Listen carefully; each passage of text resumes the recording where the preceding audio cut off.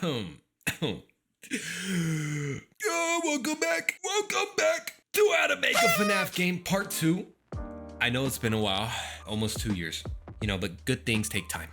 Great things take time. Amazing things take time. I don't make any money off of this, for your information, so this is charity for me. I'm the best teacher there is. I'm him. I want to explain myself before I get into this tutorial real quick, so you can go ahead and click that arrow, or you can skip. It's fine. But for those who are curious and actually maybe are worried about me, thanks guys. Frankly, I've been getting a life. Going outside, taking a shower, getting swole, getting my education. Don't do it, guys. Don't do college. Drop out. Okay, look, I hope you've been getting a life as well. And most likely you haven't, because you're making a FNAF game on Roblox. So what type of life do you have? Your FNAF game's not gonna blow up, buddy. Okay, there's like a million of them. So besides that, I'm glad you're back. And for those that are new here, make sure that you watch the first part. This is not a beginner tutorial, and I hope you understand that. And if you're not, you're gonna really learn the hard way. And for the last video, I do wanna say thank you guys so much for all the good reception. Also the comments, amazing. You guys were over there answering as if it was like a dev form, answering each other's questions, so I didn't have to do anything. So I'm glad you guys helped each other out. So getting into the tutorial finally. Where did we leave off? Well, we left off exactly where we wanted to be, which was having the doors open and close, lights on and off, plus the camera. Whoa, it's got boundaries. You ever heard of boundaries? I hope you have. There is a couple housekeeping items that we need to take care of before we can really get into the meat and bones of this tutorial. One of these things is something that you guys did not bring to my attention.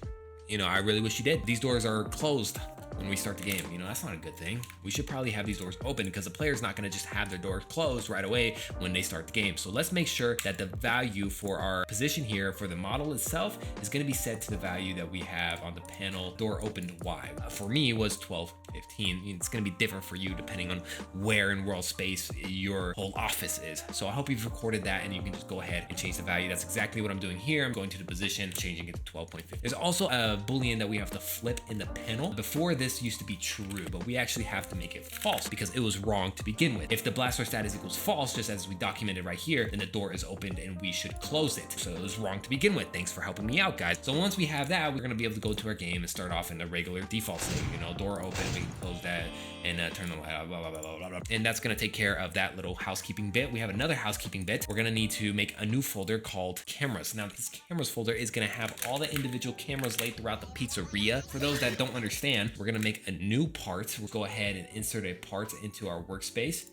Great, and we're gonna scale it down to a small, reasonable size. This is not really small. This looks like at least 12 inches. This is massive. Once we have this part right here, just make it transparency 1, can't collide, can't touch, and query is off, and anchored is on. Now we did this in the command line in the previous part, so I'm just showing you a different way to do the exact same thing. And with this part here, if we go ahead and pair that to the cameras folder, what this part's gonna do is we're gonna go onto the command line down here. You can see that there's a command already loaded. What we can do with this part is we can just go ahead and set a C-frame to the camera by just doing the path to the part .cframe equals the current camera's.cframe. You should be familiar with this. I don't know why I'm explaining it to you like you're a toddler. You might be fucking Jimmy Neutron.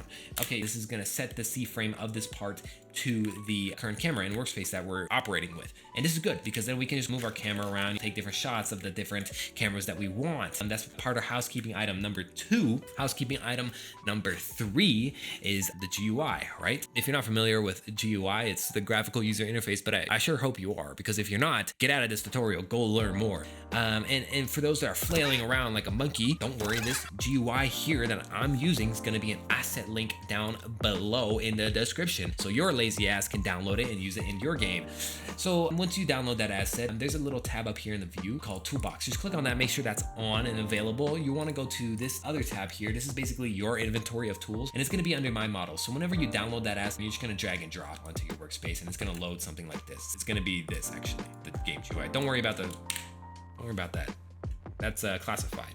So once that's done, or you create your own, I just want to go ahead and actually give you the overview and rundown on what's going on with this HUD and in this user interface. So if we go ahead and make it enabled, basic properties in this GUI are ignore GUI inset is on, because remember that black bar that is on the player's screen? Yeah, that's the GUI inset, but it's no longer in Roblox because they updated their GUI. Wow, looks so clean. Look at us. We have a little stack here. We have a little box to indicate chat. Wow, we're Roblox. We're really upgrading our HUD. Anyway, it used to be a black bar. The GUI would be respecting that inset and be squished down. We don't want that. We want it to cover the entire screen. So make sure that property is on and reset on spawn is off. It really doesn't matter. We're not killing the player or anything. It's just to make sure that it doesn't reset just in case the player accidentally dies. So if you look below, our game GUI has a folder called sounds. Now this is gonna be part of my asset, but it's entirely up to you. For the camera on sound, we have the, well, look, you get it. The camera static is not the actual FNAF static. I couldn't find it on Roblox. It's just a free asset, you know? And what you want to do is you just want to make sure that's playing and that's looped, because we're going to be changing and editing the volume, not the whether it's playing or not. This just makes it easier. And then the camera swap sounds like this. We're still in assets because we're building the case to get sued here. Next up is the tablet viewport. You might be asking, what is a viewport? There's documentation, there's sources online. The basic rundown is a viewport allows us to render 3D objects and world space into a frame on the player's screen in respect to wherever the camera is. It's not just any camera, it's not our current camera. We actually have to go ahead and like duplicate our camera and then place it on our viewport like so. But doing this means that the viewport is gonna use that camera as the perspective to render the 3D objects that we put under it. There's a property in viewport called current camera, and that's essentially where the camera is going to be, and that's how it defines which perspective it wants to render the entire scene. For this viewport specifically, we have a model called tablet that we're going to be rendering on the player screen. You might be wondering, why do we have a tablet? Remember the FNAF 1 flip animation? There's like 3 ways we can do that. 1, we can make the animation with individual images. You could do that. If you're Neanderthal. Number 2 would be to do some pretty simple math, just to put the tablet under the player's camera and have it flip in front of them. Or 3, we use a viewport. And viewports are great. There's a whole split screen demo one person made with a viewport. And also before we explain exactly what the viewport's doing, I just want to make sure you understand is the pivot point. So if you want to go over to model, there's a button called edit pivot. This allows you to edit the pivot in respect to object space of the model, right?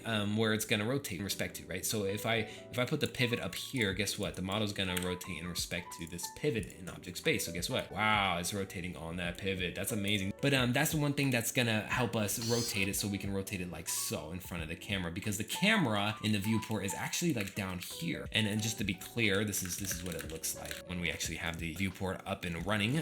Just the image transparency is 1, so we can't see anything. But this rotation on the z-axis is what we're going to be altering, so we can change it to 25, 15, maybe even 0, right? And it just keeps going up and up and up. So we're going to tween to basically value 90 on the orientation on the z-axis here to make that little flip animation. So you can see how that works and how it's just super easy. Now going down, we have the camera frame. Camera frame is just going to have all the basic HUD elements whenever you're in the camera. So it's going to be the camera buttons, the layout, the usage, power left, etc. But anyways, what really matters here is that the way I did this whole layout, I did a bunch of frames and I put UI strokes in.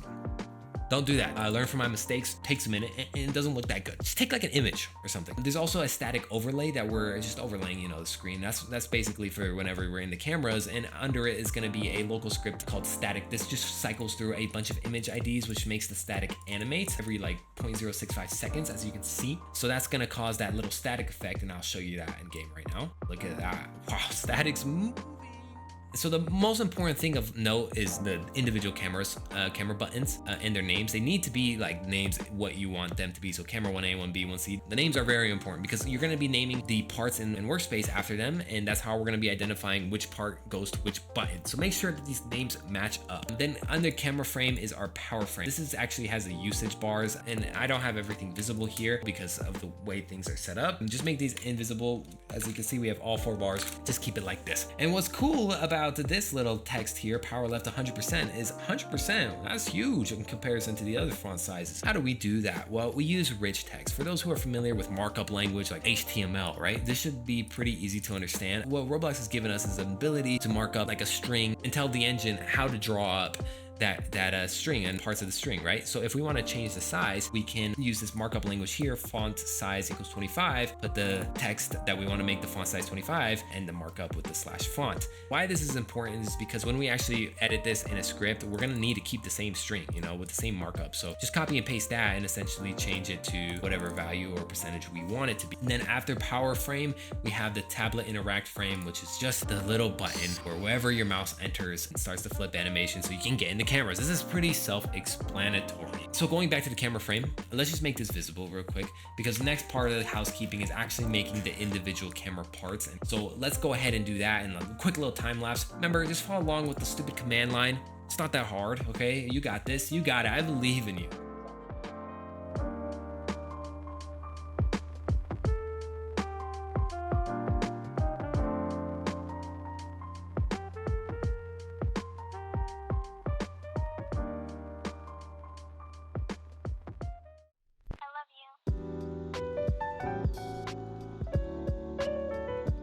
All right, so once you have all that done, we can move on. One thing for me though is I did not pay attention to the elevation on some of these cameras or the distance because I don't actually have a pizzeria to work with. I'm not like you. That might be a problem later on, but it doesn't really matter too much. If you haven't done so already, just go ahead and make these light parts transparency 1. We don't need them. We're not going to be using them. That's all the housekeeping items we need. Oh, one more actually. Going into our client scripts here, as you can see, our organizations, there's just one thing and a couple tweaks we need to make. First, the camera controller. You see how we have enable? We don't have a disable. We need to make it disable. So disable is going to be super simple. It's a one-liner, right? All we need to do is just unrender the camera by unbinding it from render step. So if we just do rs run service unbind from render step, the render key that we binded it to, guess what? It's as simple as that. That's why we have this key here, so we can just do this. And one more thing though, because I have learned quite a bit, I'm gonna put you onto the best practices. Okay, don't quote me on that. I wouldn't say the best practices, but I'd say solid ass practices on how to write your Lua code. I'm gonna go ahead and make this an object as well, rather than making it like a utility. Instead, we're gonna make it a whole object in itself. So just follow the same process. We're making it a meta table, and if you don't know what Lua meta tables are, you're not supposed to be here. If we just change some of the source code here to make it reflect more of an actual object, let's just make another function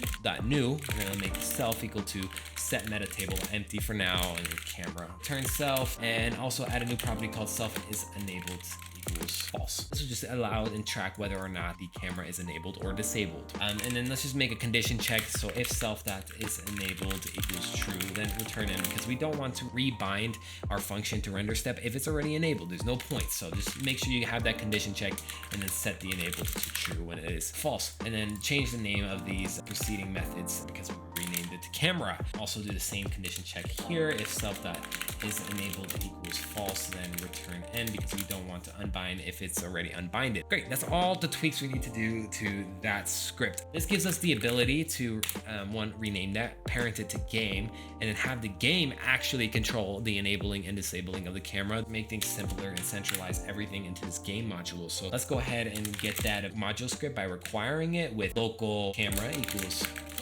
require script wait for child camera. We're gonna need to make sure that one of the properties is the new camera. So just do self.camera equals camera.new. So then within our game start here, we can go ahead and do self.camera enable as well. So nothing will change. We should be able just to see ourselves. Oh, sorry, we forgot to change the method here. So in the camera script, I guess I forgot to.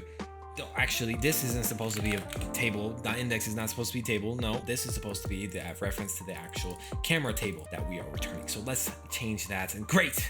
Look, our camera works the exact same, and the only difference is we just restructured it. That's all that was for. There's also one more section we're gonna wanna include here in our documentation. We're gonna put a service called run service. And then let's put a constant here called local power drain key. This is just for the run service to constantly drain our power. Because in FNAF 1, some of the mechanics are your power is constantly draining. The more you use, whether that's the doors, lights, or the cameras, the faster it drains. So we just need something that's constantly draining the power here, or this power value. And we need something that also keeps track of the usage. So we're gonna create another field here called self.usage. We're gonna make that value 0. We're gonna also have another little variable to just make sure that we are draining power, because we don't wanna drain power if there's no need, such as when the power is already out. So just do self.isDrainingPower equals false. You know, depending on the night, something's changed, like exactly how fast the power drains or how long each night is. Those things are variable. If you know anything about FNAF, we're gonna need to create a configuration table with a few values explaining some of the main gameplay points. Now, I do want to make this a little bit flexible, so we should be able to pass like the config table on our own in the constructor itself, just in case we want to adjust these difficulties as the nights go up. So to make it flexible, let's just add a config variable that you can put in the constructor when you're making a new game via newgame.new. We're gonna just allow the config to be manually instantiated through another script. So self.config can be rewritten as self.config equals config or our default configuration, which we can start writing now. But if you're confused as to why we can do config or in Lua, what this is like a condition check, right? It basically is saying if config is not equal to nil, then return config, else return whatever was left, which is that configuration file. So that's how that works essentially when I rewrite it and put it short as config or this. It's setting the variable as either config if it's not nil, or it's gonna just default to this value here. So that's how we can run that and create that default easier. Hopefully that maybe can put into practice more through other code because we're gonna be using that. So one of the settings that we wanna do in our configuration is the percentage drain per second. We're just gonna call this percentage drain. We're gonna make that 1%. The drain rate, which it will be 10, which is gonna be in seconds. So every 10 seconds, it's gonna drain at least 1%. Our hour length is gonna be, I don't know, 120 seconds. Remember, these are all customizable up to you and what your game demands. We're gonna also need a cam's rate increment. I will get to that value later. Door rate increment equals 3, and then lights rate increment equals 1.5. And these can scale to whatever values you want, but they just take away from the drain rate essentially to make the drain faster, or the percentage drain faster. That's all we're gonna need for the game as of right now in our housekeeping items. And then next up on the to-do list before we get into much of the scripting is we're gonna need to actually understand what a Roblox signal is. A signal is something that we have used plenty of times in our code already.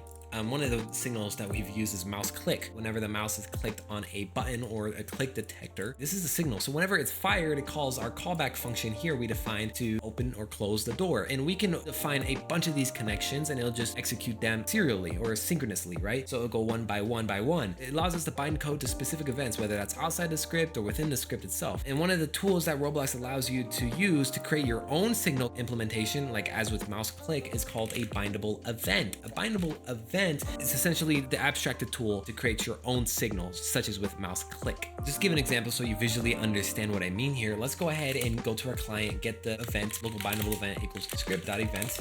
To connect a callback function to this event, we just need to do bindable event.event. As you can see, Roblox even highlights with their IntelliSense here, fires whenever any script calls fire method on the same bindable event instance. So whenever we call the fire, this is gonna execute these callback functions. Let's just connect that to our callback function here and define the parameter that we're gonna be calling back. So let's just name this arg1, and we're gonna print argument 1. If we go to our game here, grab this bindable event by doing bindable event equals script.parent.event, and then bindable event fire whenever the game is started. We're gonna fire with hello world. So whenever we start the game, hello world is printed in our console. Amazing. So that's how that works. We're firing it in our game with the given parameters, and note that this can be whatever. This can be as many parameters as you want. You just have to keep that in mind with the callback functions. So bindable events allow us to seamlessly communicate between scripts and event-based scripting. One thing I also want to introduce you to, as well as understanding arguments and passing arguments through like a bindable event, is so we can have whatever number amount of arguments. And one way to encapsulate this whole thing is understanding it as like a tuple. A tuple is a structure to pack X amount of arguments. It doesn't matter. This is the syntax here to pack all of those into something we can refer to. When we think of X amount of arguments, 10 amount of arguments, 5 amount of arguments, we can just write ... print ... and it's gonna print all the arguments that we pass. So instead of having the arg1 there, we can just print ... it's gonna print it, and plus any other arguments. So if we even change how many parameters we pass in through this original fire method, put world this is awesome, when we print ... it's gonna print both of those arguments, and we can keep going on and on and on. And it's something that we might use later on, so I want to get you introduced to it and understand how it is used. Essentially an operator used to handle variable arguments, or var args. It just packs it into like a tuple-like structure when passed into a function. We can also access the tuple items like this. So let's say I only want the first string. We're gonna put hello world is equal to ... print hello world. And that's only gonna capture the first string because that is the first argument argument that's passed in. We don't have any other variables assigned to those other arguments in the tuple, so it's just going to pass hello world. But if we wanted to get the other one in a separate variable as well, just put a comma here and define it as another variable. Awesome message as a separate variable that's from that parameter that we passed through, right? This is awesome. That's essentially how we use it. Keep that in mind. I know we just went through all this describing on how bindable event works and how we use the ... operator, but there's one caveat to this. Bindable events aren't really that efficient. Instead, we want a native Lua implementation of signals rather than using Roblox's abstraction of them. How can we just get a Lua-based signal that is the exact same syntax but is much faster?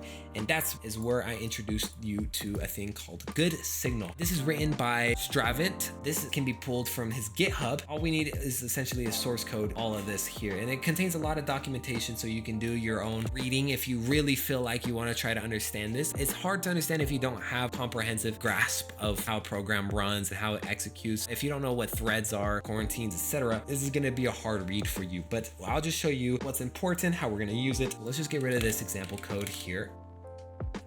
Instead, we're going to rewrite this same exact code, but using the GOODSIGNAL. So let's just insert another module script, call it signal, and then just go ahead and copy and paste. This code is going to be a hard read, especially this part right here, but everything else should kind of be familiar with the whole meta tables in the disconnect method as well as the connect method. These things we're not going to be using. Once basically allows us to connect our callback function to the signal, and then once the callback function is done, it fires, it disconnects, and it gets garbage collected. Each time we connect something to a function, it creates a connection instance, part of memory, and we don't want it to leak, especially if it's not being used, so that we free up some space for our game, right? The important things about this script are signal.connect function FN. FN stands for function, not what you might think it is.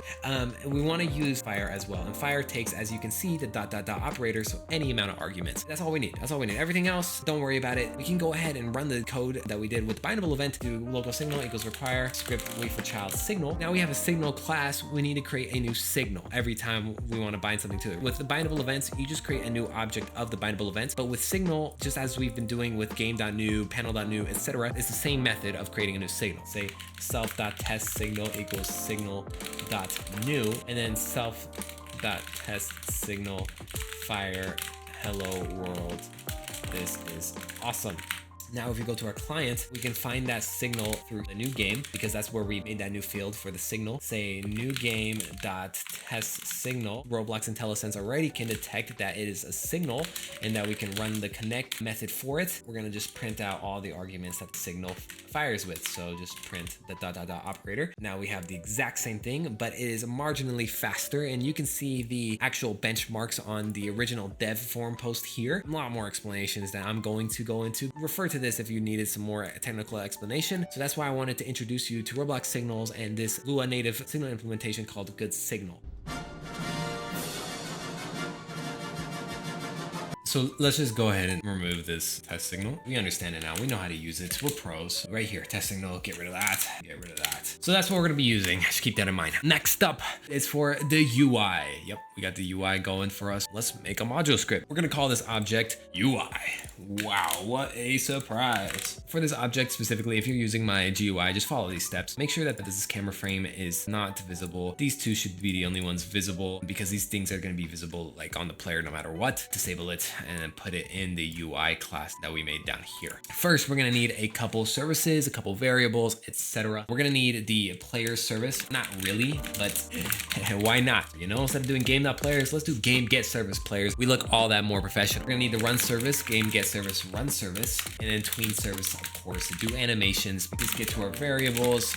We're gonna need the local player, so local player equals ps.localplayer. See what I did there? Instead of game.players.localplayer, we can do ps.localplayer. We shortened that by a ton. That saved you so much time. And then we're gonna need to get the player GUI. So if you're unfamiliar with how these things are loaded in on startup, the default startup on players, I forgot to get rid of that as well. Default startup with players and how it loads into the player object up here. They start with a backpack, starter gear, player GUI, and player scripts. And we're interested in player GUI. So we just need to make sure we parent that to the player whenever a new one is created. We need to get the actual player GUI directory or folder there. So let's do player.players.GUI. And don't worry about doing wait for child here, because the player GUI directory is going to be loaded prior to executing this script. It's going to be there. We won't have to wait for anything. We can't say the same about other things though. Oh, before we do that, actually, we need camera. Get the workspace.current camera. This should all be pretty familiar. And let's get the signal class that we just made. So let's just go require script.parent GOODSIGNAL. And then we're gonna need the game UI template, which is gonna be parented under the module itself. So we're just gonna say script wait for child game UI. We're gonna need the workspace utilities and workspace. So let's do workspace wait for child workspace utilities. And we're gonna need the cameras folder as well. Let's define some constants. As we're using run servers, we're gonna need some keys to refer to those things that we're binding to render step. So one of these keys is gonna be attach camera render key. I'm just gonna name that attach camera. They're not any identifiable names. We're just attaching them to a variable, so it doesn't matter what's in this string as long as it's not being used in other scripts, like for example in this camera script. As long as we don't name it render camera, we're fine. Another one we need is cam pan render key, which is just to pan the camera. Two other constants which are not render keys but are just like settings we want is the cam pan length and the cam pan delay length. So to be more specific about what these are referring to, sometimes in like certain cameras in FNAF 1 they pan from left to right. So we're defining in seconds what these values are for like how long it takes to pan from one direction to the other and how long it takes to start panning from one direction to the other. So we have the delay length as well. For us, it's just going to be 5 seconds and 2 seconds. Keep a note here. Just remember that it is in seconds. We have one more render key as well. We're going to call this tablet flip render key. And this is just going to be to flip the tablet or run that animation of flipping the tablet, rotating that viewport model, and then tablet flip config. So we're going to make a table here with the configurations for the tablet flip animation as well. First, we need the start C frame and then the end C frame. So where the tablet starts and where it ends up in relation to world space, right? Because this viewport renders everything in accordance to world space. If we just go down here, click on game UI, get to the tablet and take its properties, we have the position and orientation as it is defaulted here. This is important because this is going to be the start C frame we want. So we can just store this value as start C frame equals C frame.new. Let's take its position, it's vector 3 here, and then we're going to multiply it by its orientation, cframe.angles value here. But instead of cframe.angles from axis angle, this is defining like a cframes.angles argument, but from a specific axis. So we don't have to write out the whole 3 arguments like so. Instead, we only have to write out 2 arguments, which is one, the axis we want to rotate on, which is the y-axis, and then the amount of radians we want to rotate by. The degrees is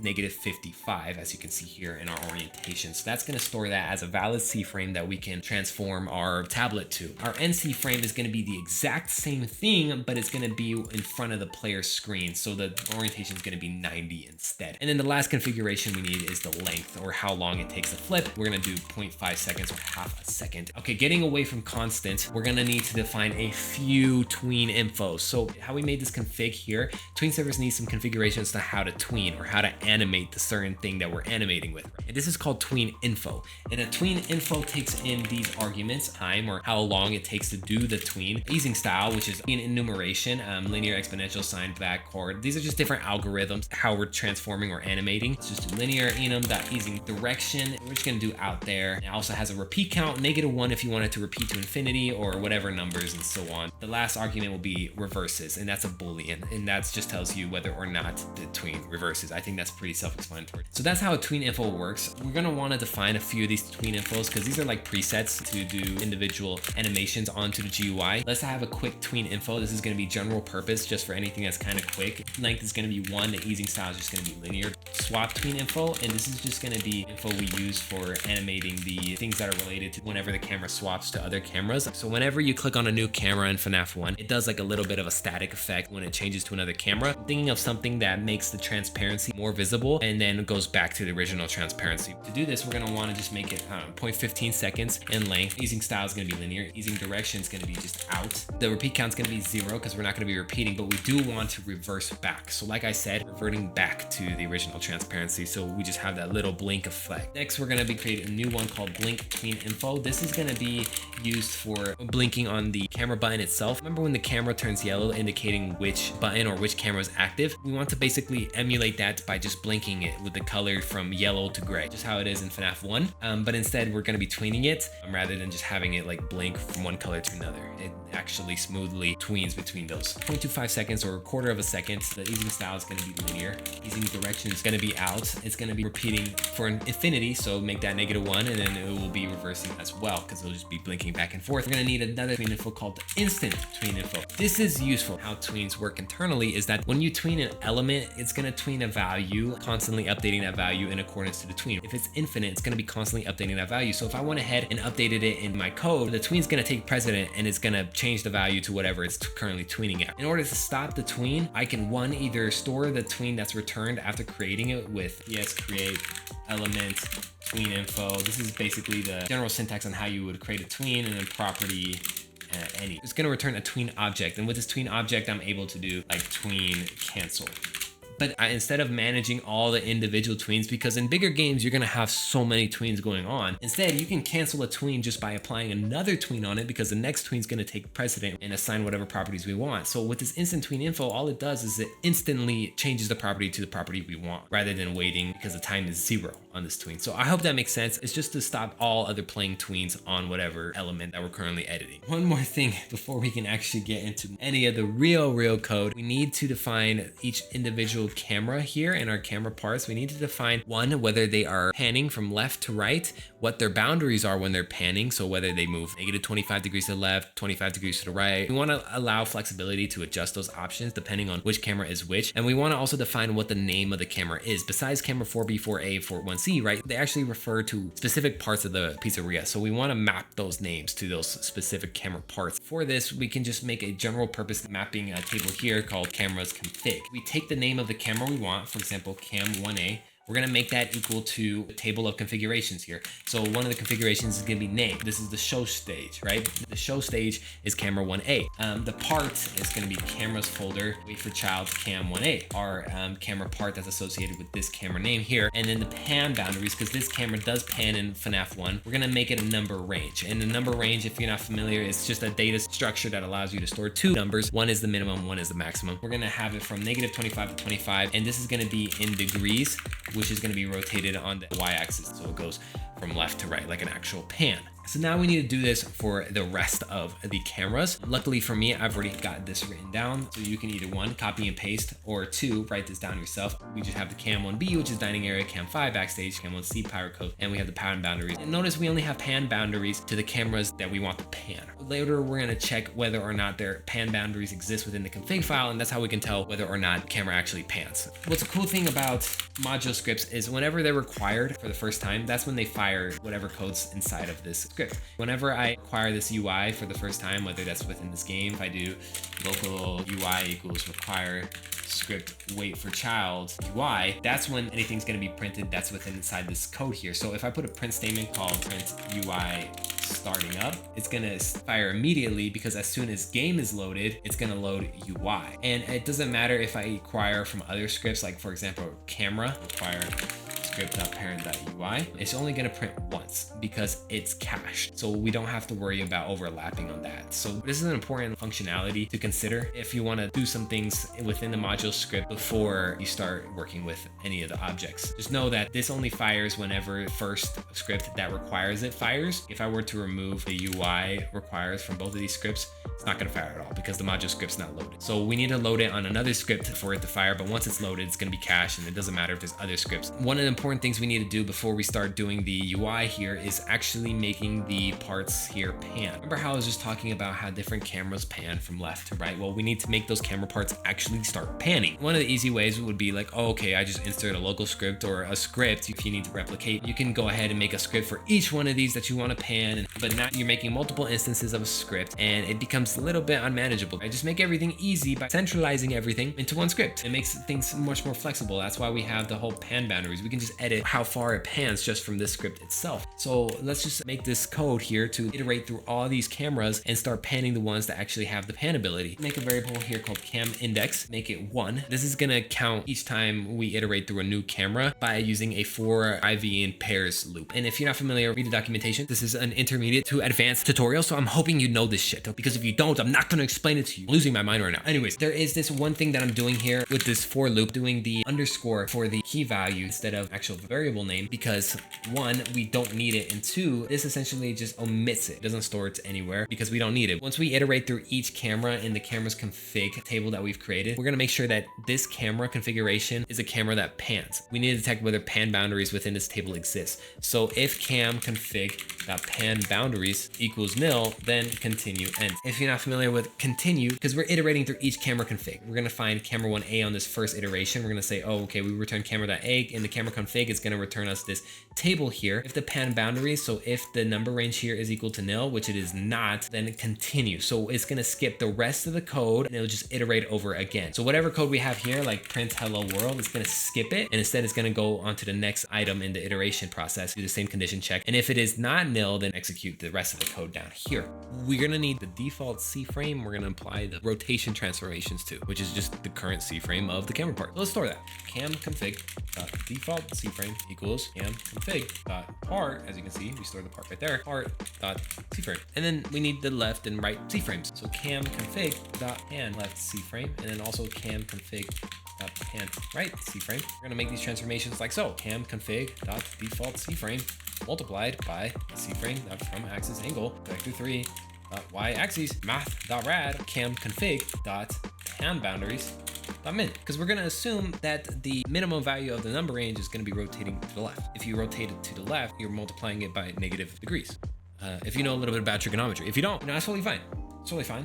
Just follow along, do your best. You know, nobody's expecting you to be that good in life anyways. So we're gonna need the right pan, the exact same thing. So just copy and paste this. And instead, for the min, we're gonna be multiplying it by the max on the y-axis. Now we have two values.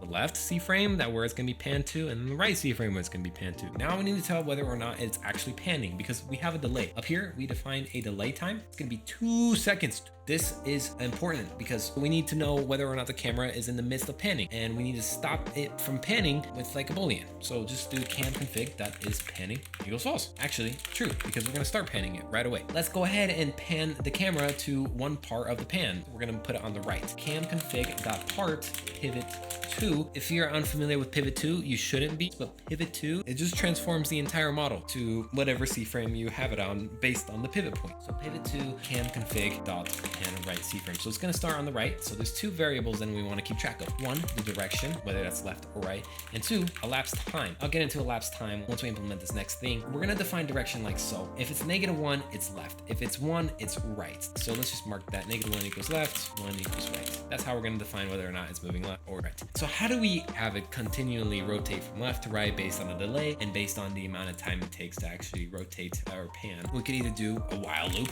while task.wait 0.005. So every time we wait 0.005 seconds, we can rotate it by a certain amount. And then once it hits that angle, rotate it to the other angle, you get it. But that's silly. Why would we do that? Why not do something that's a little bit more secure and takes into account how long it takes to load in a frame and how there's variations in frame times? We want something that's smooth, and what's more smooth than binding something to every single time a frame is rendered? Let's just bind this loop to render set. We're gonna bind it by the cam render key, and this is why we need cam index, because render key, like I said, must be unique. What's more unique than self-incrementing index value? So we're just gonna concatenate it with cam index, so it's gonna bind it to pan camera 1, pan camera 2, pan camera 3, pan camera 4. And you wanna do this only if you know you're not gonna be unbinding it, because it's just gonna be something that is just happening with the part itself, so that whenever we put our camera onto it, it follows and sees it's panning, and just forget about it, because it's gonna be forever and ever and ever for as long as the game is running. Our callback function gets passed a delta time value, which is a type of number, but first we need to make sure that the camera is panning. If cam config is panning equals true, then we can start actually incrementing the rotation and checking whether or not it is panned all the way to the left or to the right. Let's just update the elapsed time. We're gonna update it by delta time, create a condition variable here. So if elapsed time is greater than pan length, amount of time allotted for each pan, right, which is like 5 seconds, then we need to change the cam config is panning to false, because we're gonna delay it until the delay time is over. First of all, we need to know the pan length and the pan delay length. We can do this a couple ways, and I wanna allow flexibility. Like, what if later down the line, or what if I want this camera to move really slow compared to other cameras? I want the ability to do that rather than just following set values here. What if I just start defining another config variable here called pan length and put it as 1.5 seconds instead? To allow for this option, what we can do is we can automatically detect whether or not that value in that config exists just by doing this. Pan length equals cam config.pan length, or cam pan length, the constant that we've defined. So if this is nil, then it just reverts to the constant that we defined, as well as for the pan delay length, cam config.pan delay length, or cam pan delay length. Flexibility options. We're giving us options. It's a lot more options than you had with getting women. Anyways, there is 2 more variables we need, or actually 3 more, but it's 2 big ones. Star C frame and the end C frame. So where the camera is starting at and where the camera is going to end up at. So in terms of like the rotation and whatnot. If it's going left, then the start is going to be on, guess what? The pan right C-frame. And then the end is going to be on the pan left C-frame and vice versa, dependent on the direction. This is an if statement. You can also write the if statement into the variable definition itself. I bet you didn't know you could do that. If you did, congrats on you. So the way we can write this is if direction is equal to -1, that means that it's going to be going left. Then we're going to make the start C-frame the value of the pan right C-frame, because that's where it's going to start from. Cam config that pan right C-frame. Else we're going to make it the value of the cam config left C-frame, because it's going to be rotating to the right. Pan left C-frame. This essentially means that if direction equals -1, then we're going to be assigning the start C-frame to the pan right C-frame. Else we're going to be assigning it to the pan left C-frame. I'm sure that's like pretty self-explanatory. I mean, literally read it. It's English. It's English. And then we need to do the exact same thing with the end C-frame, but reverse those values. Instead of it being the pan right C-frame for the end C-frame, if it's moving left, it's going to be the pan left C-frame, and then may change the pan right C-frame over here from the pan left C-frame. Now we have our according values that changes dynamically, like 4 lines of code we saved. Last variable, goal C-frame, is going to be our start C-frame, and we're going to be lerping it. And I'm not explaining lerping. You should know what lerping is. We're going to be lerping it to the end C-frame based on a value from 0 to 1. 1 is going to be the end of the lerp. 0 is going to be the start of the lerp. Think of it as like a percentage. 0.5 is 50% of the lerp. 1 is 100% of the lerp. 0 is 0% of the lerp. We're going to have the elapsed time, and we're going to divide it by the total time we want, which is the pan length that we defined right here. And that's going to basically transform the elapsed time percentage based, right? Anyways, cam config dot part pivot to goal C-frame. And one last thing with this iteration, cam index plus equals 1. Well, now we've done this, each one of these parts is going to be rotating from left to right, and we can view this by going to our game, making sure our camera is not enabled, and then looking at it through our player over here. If we look at our camera parts, oh, I know why they're not rotating. I don't actually require the script. Require script wait for child UI. Okay, great. We need to load it, just like I had mentioned before. Rookie mistake of myself. Do you see the part? Oh, okay, the parts aren't rotating. Why aren't the parts rotating? We forgot one thing. We need to actually make the delay happen. So when it rotates, it's gonna stop, and it stops forever because we did not make the is panning true again. There is a thing in our task library, as with task.wait, as you guys have used plenty of times before. Internally, it gives up the thread for this amount of seconds, and then it will resume it in the task scheduler. Thinking about how it yields the thread for X amount of seconds, we can use the task library to do plethora of things, whether that's task.spawn or task.delay. They each have respective things which interact with the internal scheduler and the Roblox engine. One of the functions we're gonna be using is task.delay. And task.delay takes in a parameter called duration, a number that it waits for until it fires the function that we define here. Don't worry about the thread part. First, the duration, right? That's going to be our pan delay length, and then our function, pan config that is panning equals true. So after it's waited this amount of time, pan delay length is going to set the cam config that is panning to true. We want to set the direction to the opposite of whatever it is, so it goes to the opposite direction. Direction equals negative direction. So that's why we use it as a value -1 to 1, because you can easily define which direction to go to just by flipping it. And we also want to change the elapsed time to 0. If we don't adjust the elapsed time, then it's going to be in relation to when we started panning originally, and it's going to keep adding on and on and on, and it's always going to be greater than the pan length, so we need to reset it back to 0. One thing I like to do to keep things clean and not multiple lines, like something like so, I just like to go ahead and make this a one-liner by semicolons to separate these lines as you would in any other coding link. Great, so now we're going to see these actually rotate in real time from left to right. Look at this, look at this. Oh, did you see that? Oh, look at that, they're rotating. They're rotating. Ooh, and they're so smooth. It's such a smooth rotation. And what's great about this is it takes into account how much time it takes for a frame to load in. So I could be running on 1 frame a second. It's gonna rotate accordingly to the amount of time that's passed. Unlike if we were to just use task.wait. Amazing way to do that. And we did it superbly. We use the task library. We use render step. It's a chef's kiss, baby. I'm putting you on game. And maybe if you put this much work into getting a girl in your life, maybe you wouldn't be here. Okay, so we need to make our UI an actual object. We need to make it a meta table. I don't need to explain it to you. I'll just write it for you. Local self equals set meta table UI. and then we're gonna return self. Anyways, so self.gui is gonna be a new clone of our game GUI that we have parented down here in our script here. We're gonna actually create a new one of these so we can parent to the player's GUI every time a new UI is created. It just feels right. Anyways, self.gui.parent equals player's UI, because anything in that directory is gonna be what's put on the player screen. Pretty self-explanatory. And then we need to enable it. Oh, and then you might be wondering why I put camera here when we have the camera name here. The way we currently structure the code, right, with object-oriented programming, we have a new object called camera. In our UI controller or UI object here, we want to be able to manipulate the camera as well. And currently, if we have this camera script on, we can't do that because we already have something binded manipulating the camera. So we need to stop that binding by passing in the camera object itself so we have access to these variables here. In our initialization here, we can do self.ui equals ui.new and pass in our self.camera object, and that gives us access to that object. So now we can enable and disable it. We're gonna just also assign that to self.camera equals camera, and we're gonna need two signals because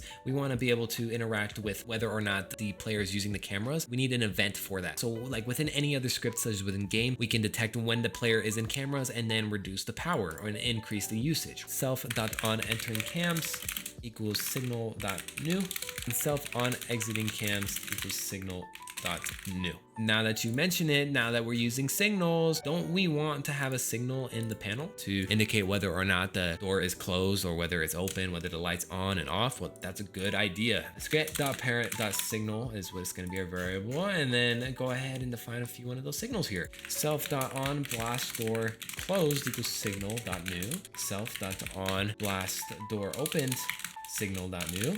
You don't have to follow the convention I'm doing with on. This is just more of how I feel like signals can be best represented, so I remember them on this day, on this event. That just makes the most sense to me. So that's why I name them like so. Then on hallway light on equals signal.new, and then self.on hallway light off equals signal.new. Great, now we have these four signals. We can start firing them respectively. So if we just go down here into our actual connections, this is when the blast door is closed. So self.on blast door fire. Self.on blast door opened, fire as well. Let's do the same thing for the hallway light on and off. Self hallway lights off, fire, because it's turning off. Self.on hallway lights on, fire, it's turning. Now we can go to our game, adjust that accordingly, but we'll do that later. Going back into our UI, we're gonna need to know which camera the player's on, and the default camera I believe is like 2A, 2B, I don't remember what it is in FNAF, but I do know it's one of those. Self.current camera equals cam 2A, and we want a boolean that we can flip on and off to detect whether the player's in camera, so self.in-cams equals false. Now putting the camera in these parts here and binding them to the keyframes of these parts, we probably want to run like a loop that's internally going on. That's why we have the attached render key here that basically checks whether or not the player is in cameras and then disables the player's camera and manually adjusts the camera C-frame to the part C-frame. We need a loop either way to constantly put the camera in the camera part that's C-frame. Whoa, bind to render step. It's just the best way to do this. This is something that we can bind multiple times, so just make sure you unbind it just in case it is already binded. So just unbind from render step, attach render key. We need to stop the other bound render step function if it is already binded. So let's just bind it, attach camera render key. Sorry, I did not put camera in that.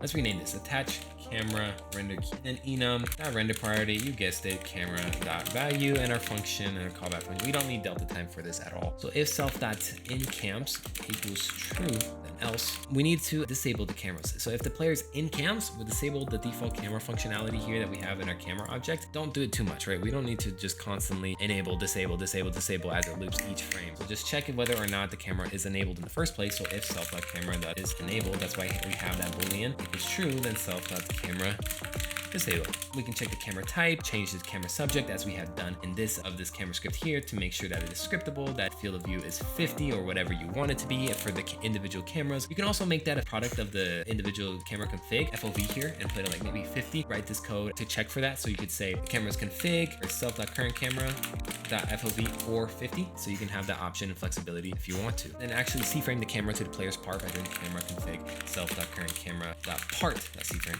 And if you don't remember, we can index each individual camera by the name of the camera, and self.current camera is always going to be the string name of the camera. And then we're going to probably do an else if here. We don't want to constantly be disabling the camera if it's already disabled. So else if self.camera is enabled equals false, then self.camera enabled. And if you don't understand how this structure works with the if statement, right, why don't we need to do self.incams equals false and self that is enabled equals false? Why don't we have both of these parts here? Because it automatically assumes that the self.cameras is false, because if it was true, it would have fired this code as with the condition check here, essentially. I don't know why I'm explaining it to you, but getting to our actual nitty gritty, now that we have this shit, we can probably go ahead and make a function called bind cameras. Sorry, not cameras, bind camera or bind cameras. What's the name here? Whenever we open the tablet, what should we call it? Bind camera or bind cameras or bind tablet? I'm gonna do bind tablet, why not? So bind tablet is just gonna bind everything that's relating to opening the tablet, whether that's the tablet interact frame and detecting whether the mouse is inside of it, and then activating the animation. So we're gonna call this bind tablet and then create another respective function called UI unbind tablet, and we'll get to that later. Ugh. My back. Anyways, we're binding the tablet activation to when the player puts their mouse inside of that frame here that we've created, right? Like this frame right here. And then we'll be turning it on and off respectively. So that's the event we're going to be listening to. As you know, signals return connections, and connections we have to disconnect at some point. So we're going to want to also store that connection somewhere. So let's also create a connection for that called self.camera enter connection.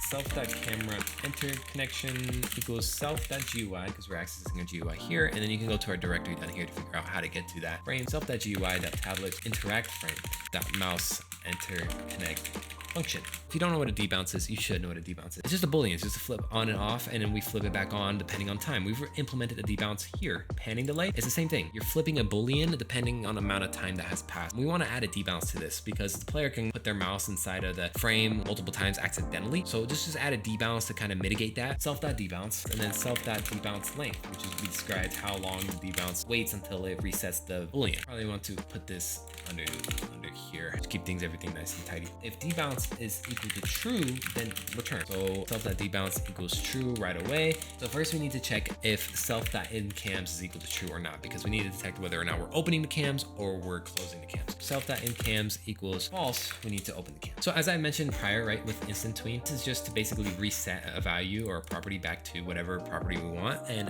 one of the things we're going to be touching is the image transparency of the tablet viewport. As it is right now, it is 1, so that we can't view the tablet. So one of the things we're going to need to tween instantly is the image transparency of the tablet. We want it to start at 1. Create a new tween with tscreate self.gui.tablet viewport instant tween info image transparency equals 0. And this basically just makes sure that the image transparency is equal to 0. Let's go ahead and make sure that the tablet C frame is on the start C frame. So where we want it to be up here, right? Start C frame. Self.gui.tablet viewport.tablet pivot to tablet flip config dot start C frame. How do we animate something like this? Oh, thank God you're asking. Whoa, render step. Use render step. It's so much better. One thing I want to also bring to you guys' attention, unbinding from render step could cause some errors in the console, especially if the bind doesn't already exist. So if something's not already bound to this key, it could error and be like attempting to unbind from something that doesn't exist. You can wrap this in a P call, and if you don't know what a P call is, it's short for a protected call. So if you know other coding language is like a try and catch block. You try some code, and if there's an error, you catch the exception or the error, and you can do whatever you want with the error. This is basically Lua's implementation of such, so that you can continue the running code even if there's an error. To run this P call, you can just do P call function like so, or you can define the different parameters, actual function you want to use, run service.unbind from render step, and then the reference to the run service itself. It will take whatever X amount of variables. As you can see here, it's the string, which is the variable name, attach render key. P call can be done like this, or equivalent would be to do like function return rs unbind from render step attach render key. See, these are equivalent. They're just syntactically written differently. One is one liner, one is 3 lines. So what do we like here? We like minimizing that shit. We want to keep it 1 line. You can do this with various other things. I can actually do this with UI. If I want to P call a function within our UI object, I could do UI.bind tablet, then our UI object, and then whatever parameters we have here. Say we have a parameter called str, and let's put hello, print str. So we'll just put a print statement here. So let's play real quick. it prints the statement. See how that works with our pcall? You can use the function, the reference to itself, and then the parameters over X amount of parameters. You know, we can put another parameter there, hello world, and it'll be like str1, str2, or you could even do our little dot dot dot operator, and you can print dot dot dot dot dot hello world. Those are 2 different strings on 2 different arguments there. Wow. I'm sorry about that sidetrack. Okay, get back into the actual code. We're gonna need to do an unbind from render step. So like I was explaining, there is a render step loop that we want to do here to animate the actual tablet moving from one C-frame to the other. We're gonna bind it to the tablet flip render key that we defined up here. We're gonna do like we did prior up here. We're gonna unbind any existing binds to it by running the exact same call, just with a different key. So tablet flip render key, and we're gonna do the bind tablet flip render key enum.render priority. This time we're actually gonna do last value, and you might be wondering, why are we doing last instead of first or a camera like we have done before? Well, the render priority matters to a certain extent based on what should be done first on each, and this is something that we don't really need to be done soon. Now there is actual nuance to this. You can go to the documentation and figure it out. Like I could do last value -1 in case I want to take more precedent than the other things. Don't worry about it too much. We have done before. Elapsed time, this is going to keep track of how much time has passed, and so we know which part of the lerp we want to assign the C-frames to. Elapsed time plus equals delta time. We want to define the goal C-frame tablet config dot start C-frame that we have defined up here. Remember start C-frame lerp tablet flip config dot end C-frame, and then the elapsed time relative to the amount of time it takes to actually flip. So tablet flip config dot length. Just make sure that you actually pivot the real model self.gui.tablet viewports.tablet pivot to goal C-frame, and then we need to know whether the animation is finished. If the animation is finished, if elapsed time is greater than tablet flip config dot length, then make this frame here visible, the camera frame. If you don't recall what it does, it has the rest of the actual like stuff we're going to be interacting with. We're going to make sure that that frame is visible. So self.gui.camera frame visible equals true, creating a tween. Remember how we tweened this value, the image transparency, to 0 to make sure that it is 0. Now we need to tween it to 1. Self.gui.tablet viewport, so make it invisible, image transparency equals 1. We're going to change the in cams equals true. Self.on entering cams fire. Remember that signal we made up here? Remember those sounds we have down here with the camera on, camera static, camera swap? Yeah, make sure we play those as well. So self.gui.sounds.camera on play. We don't want to keep this render step going. We want to unbind it. So we can unbind it within the render step function itself. Unbind from render step, tablet flip render key. It'd probably be best to put this up here. It makes logically a little bit more sense, but realistically it wouldn't matter because it's going to be executing the code first before it executes that other code. Now let's test it, right? Let's make sure that the camera can even turn on. Let me go to the game real quick, make this functionality work. Self.ui bind tablet. Oh man. Okay, wrong axis.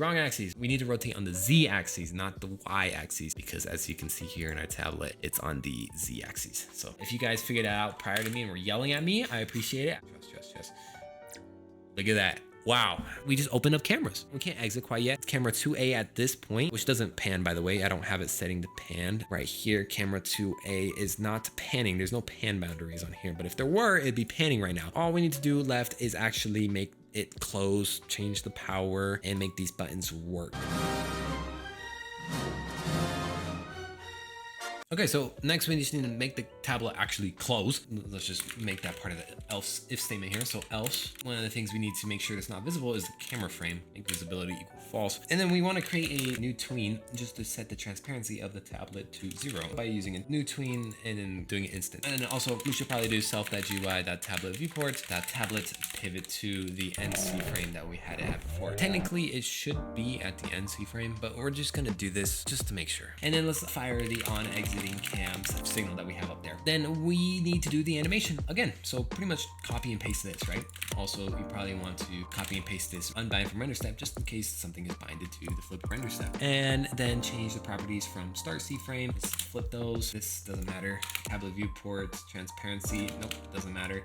In cams equals to false. I don't think we said that yet. No, we have not set that, but we'll put that outside of the function because we really don't need it to be after the animation. And on enter cams doesn't exist. If you have another sound like camera camera off. This is where you'd put it, but we don't have one, so let's just go ahead and remove that. And then self.inCams equals false. Okay, now that's pretty much it. Oh, actually, one thing we did not take care of is the debounce. Remember how the debounce is supposed to wait a certain amount of time and then flip? Yeah, well, we need to do that. Let's use that same thing that we did before, which is task.delay, self.debounce length. Make it one-liner, you know? Self.debounce equals false, so we can go like this. See how it didn't go right away? That's the debounce. If I enter my mouse between the debounce and it's not flipped yet, it won't activate. And that's good because we don't want it to constantly be going up and down, up and down, up and down, in and out, in and out. Unbind tablet is also going to be super simple. Self.camera interconnection, disconnect, we're done there.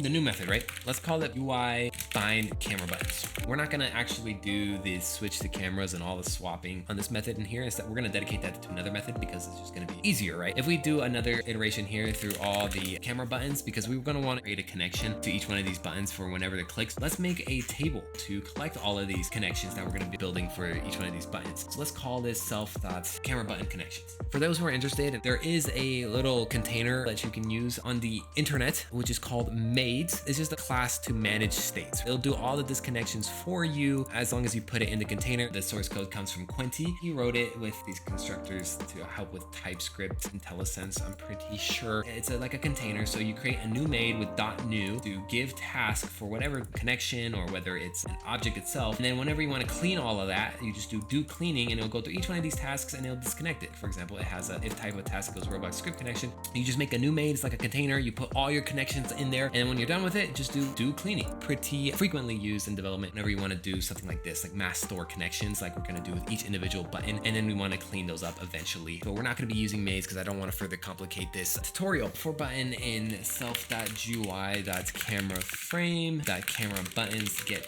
children. And as you can see in our camera frame here, one of these is not a button. There's an imposter. So we just need to make sure that it is a button. If button is a text button, create the connection for it. What we want to make sure is that there's not already a connection in the camera button connection, so we haven't binded it multiple times. If we have binded it multiple times without unbinding it, there's going to be existing leaking connections. So if there's a connection, just make sure we disconnect it. So then if self.bind button connections button, because we're going to be indexing it by the object or the instance, which ultimately serializes into this like ID. It looks like a hexadecimal unique ID, which identifies each instance in Roblox. When we put the reference to the instance as an index in our dictionary here, it's going to use this ID or it's something similar. The camera button connections button disconnect. Create the connection with camera.button connections button is equal to button.mouse button one down connect function. We need to actually create that later. Now let's create a function to unbind this. So unbind camera buttons for connection in pairs self.camera button connections do connection disconnect and then connection equals nil, so that becomes garbage collected. Now, when the button is clicked, we need to swap the camera. We can just create another function called swap camera. Take an input field of the target camera and it's just gonna be the name of the camera. One of the things we wanna do when swapping the camera is, you know how there's that static effect we were talking about with the GUI that we were putting here with the whole static overlay? We need to make that static a little bit thicker in reference to the swap tween info. PS create self.gui.camera.frame.mainFrame.static image instant tween info image transparency equals 0.9. And just to make sure that any running tweens get stopped and this takes precedent, and then actually do the tween we want. So self.gui.camera.frame.static image swap tween info image transparency equals 0.75.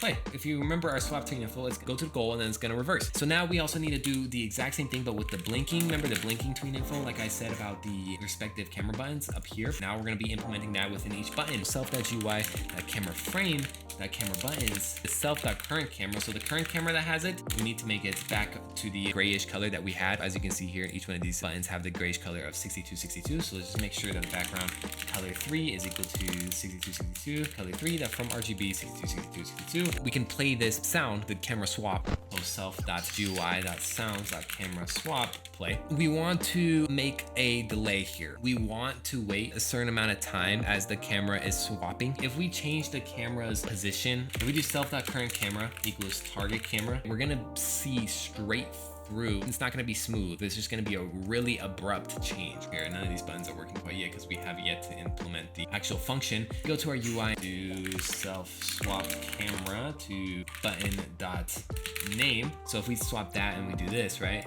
Oh shoot, it's not working either way. Oh, bind camera buttons is not actually something that we bind it to yet. Let's go over here and write this line. So self bind camera buttons, swap camera, self.current camera. The reason why we're gonna do the swap camera function here is so we can have that static effect right when it opens up. We want to unbind this, so self.unbind camera buttons. Great.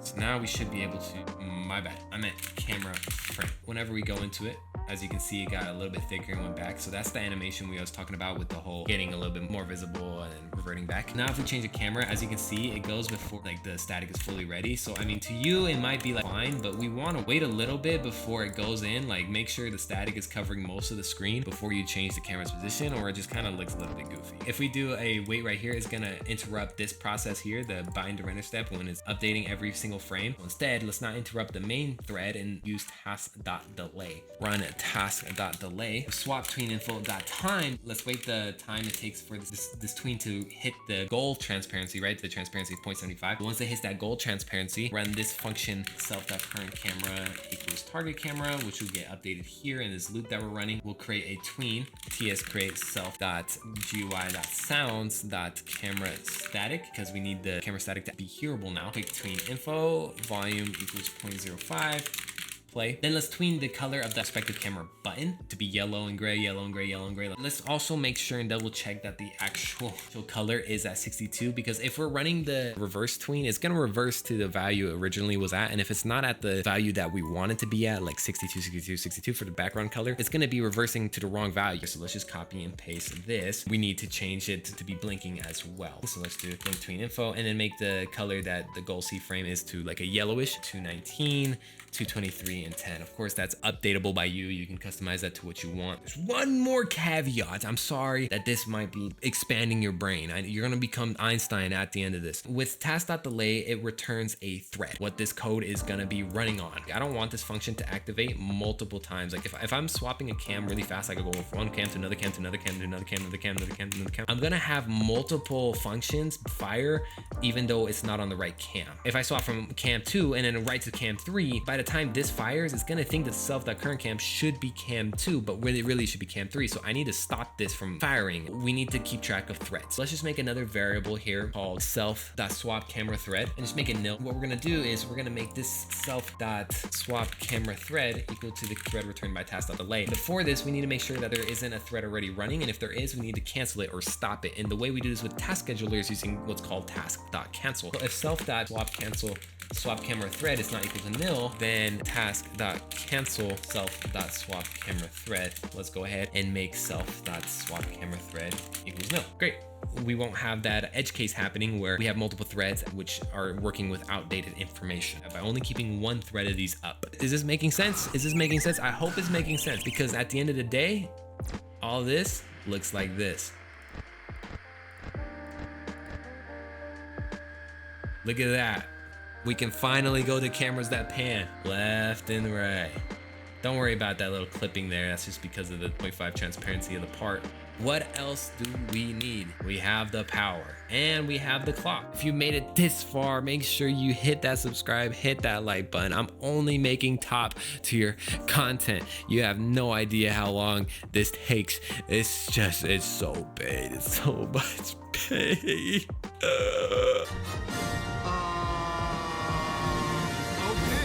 Okay, so final stretch. There's one more thing I want to show you that's kind of new. So since we're using object-oriented programming, we can work with meta tables to override meta methods. One of the meta methods we want to overwrite is new index. New index fires when a table index tries to be set if table index is nil. Every time we assign a property or a field to our object here, like self.camera equals camera, it's creating a new index called camera equal to the camera object, equivalent to this. We need to override this method and get those keys and values before they are set to the actual table. To access the meta method, just do function UI new index like it was in the documentation. We're gonna get past the index and the value, which is anything. When we're overriding this new index function, whatever the code was and allocating that into our actual table is gone. We're overriding it and we need to actually do that ourselves. What we can do here is use this tool called raw set.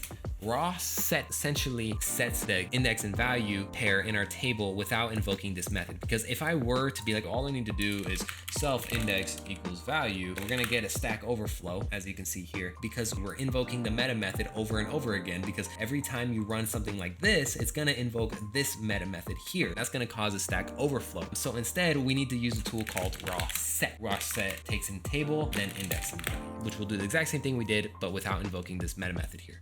So now we won't get any Stack Overflow.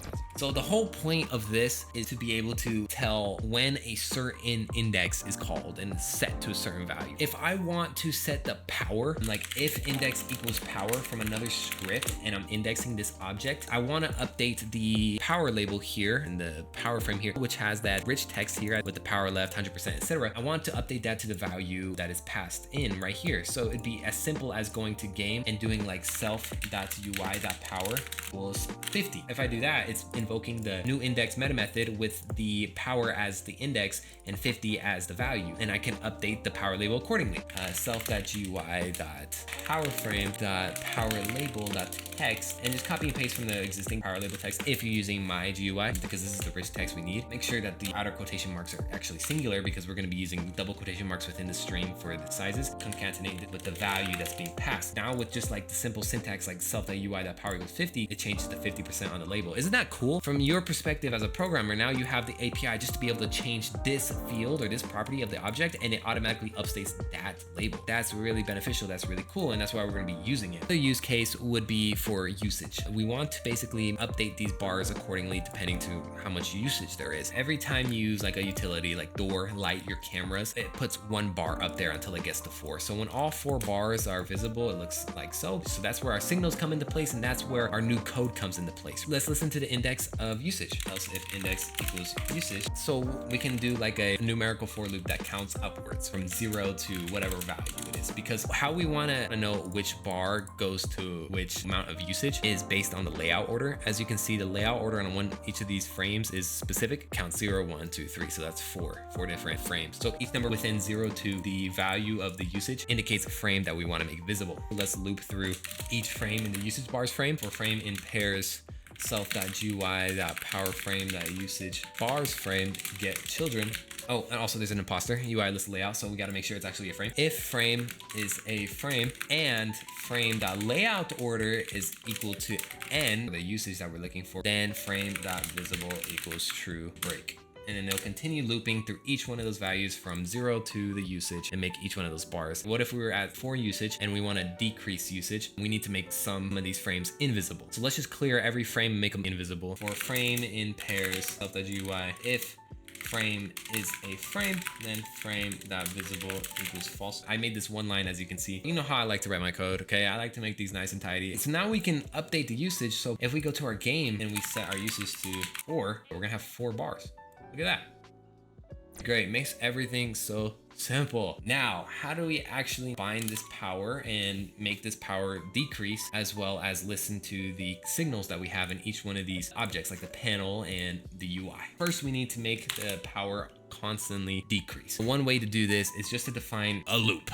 Why not use render step? Although it's not animation, so technically this doesn't really matter as much. It's still much more secure and preferred. So we can go ahead and define this loop here. Our run service bind to render step power drain key enum.render priority .last .value, because this is not really that important. And then we're gonna get the delta time. So with delta time, we also need to get the elapsed time.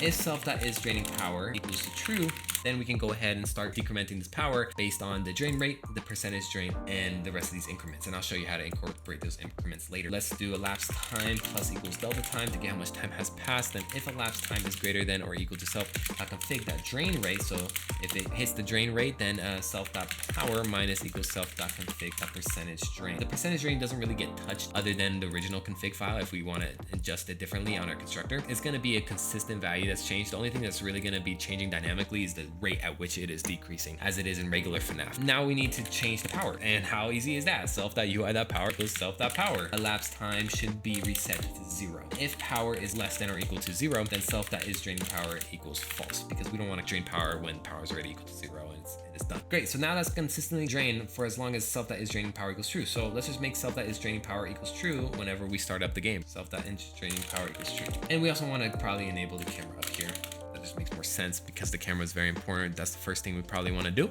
Oh, and then one thing too, we're binding it to render step. So make sure that it isn't already binded. We're going to set the unbind from render step, and then the key. It's going to constantly be decreasing, and we can probably see that here. Render step is not a valid member of run service. Oh, did I spell it wrong? Yep, I did. That's case sensitive. Remember that. Let's also change the rate to drain rate every like 2.5 seconds, so we can see it decrease pretty fast here. Yep, it's going to decrease 1% every 2.5 seconds.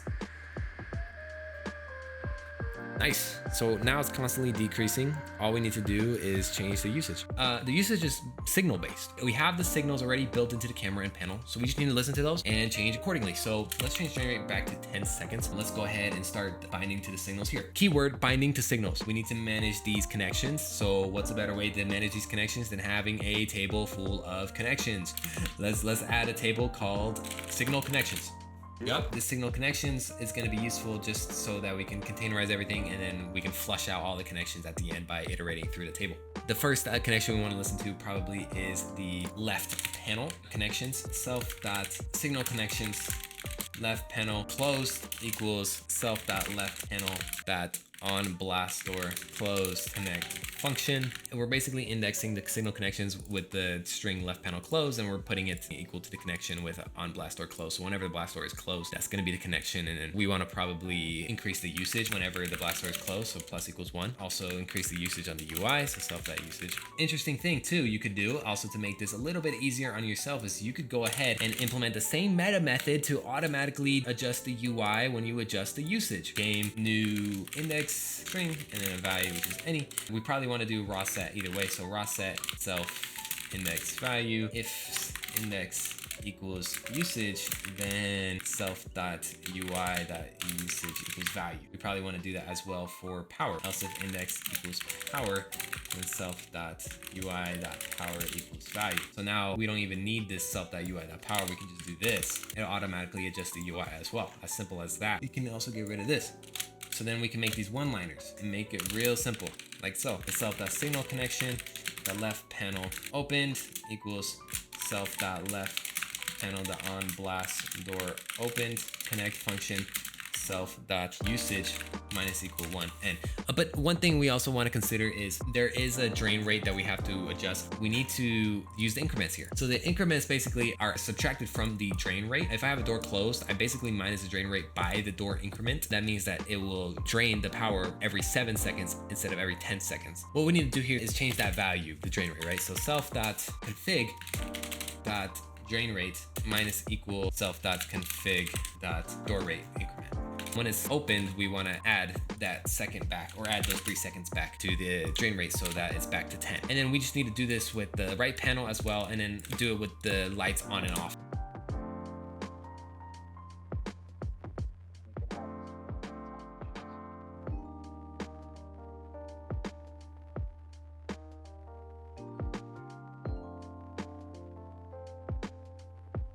Okay, now those connections are good. We can go ahead and test that. Okay, intent to index nil with power. So now that we're referencing the UI.power every time we set the usage or power, we need to make sure that the self.ui is equal to something because we're referencing it. So we need to bring this down. Order of declarations matter, and then now it should work. Left panel open, attempt to index nil with left panel open. Okay, signal connections, forgot an S. All right, sweet. So if I put down the door, it's not activating. Why is this? Okay, after some intense debugging, I figured out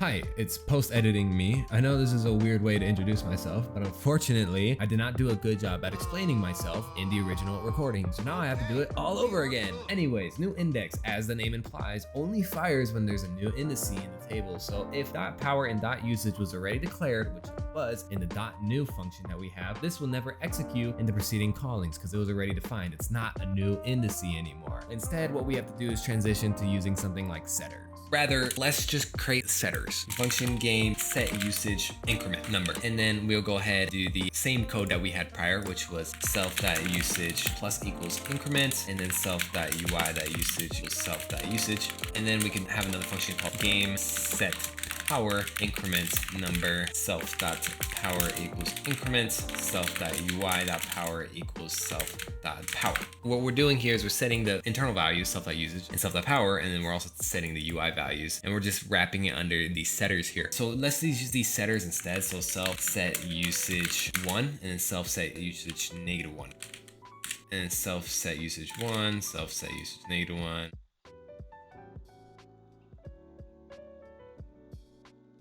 Now we just need that setter for the power up here. So now, oh, we forgot to actually do the increment. There we go. You see how fast it just went? That's because our drain rate is like 2.5 seconds right now. Change this value accordingly to like 10. Because if you do the math here, cam's rate increment, there's about only one time we can use cams, so most max is 0.5. Door rate increment, there's 2 doors we can use, so the max is 6. And then lights rate increment, there's 2 lights we can use, so the max is 3. So 3 plus 6, which is 9, and then 9.5. So that would be half a second we're losing a percentage. That's how I did the calculations on the increment, if you were curious. So every time we activate one of these things and we activate a door, you can see and put in our cams, guess what? Every half a second we are losing about a 1%. That's it. Also, look at us. That's it. And then as you can see, open the door, open and close the door, it sends the usage bar back to 0. We're done. This is great. This is how far we are in our Roblox FNAF game right now. We have the doors, we have the cameras, we have the usage, we have the power. All we need to do now is simple stuff. Build the animatronics, but we're not gonna build that. That's super easy. Just put the animatronic locations where you want them to be and have them move on their own. And then also for the clock, that's super easy, right? Oh, hold on. That's a problem. Let's just make sure that in my UI, whenever I swap camera, mainframe static use change instant tween play. Yes, sir. Let's do this.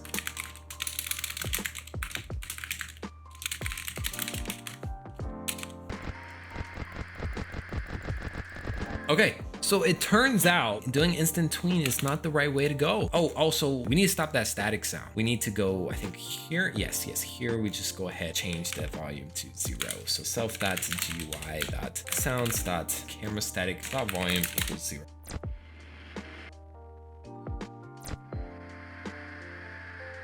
Okay, we can still hear it. So that means we probably want to use the tweening method here.